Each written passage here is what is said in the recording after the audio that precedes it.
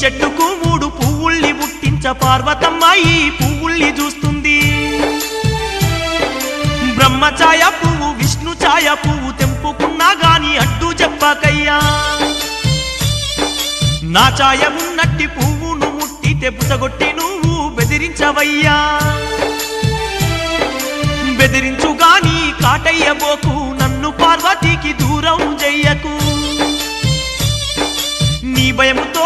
నా పర్వతమ్మ కైలాసానికి ఉరికి రావాలే నా మాట పాటించు ఓ నాగరాజయ్యా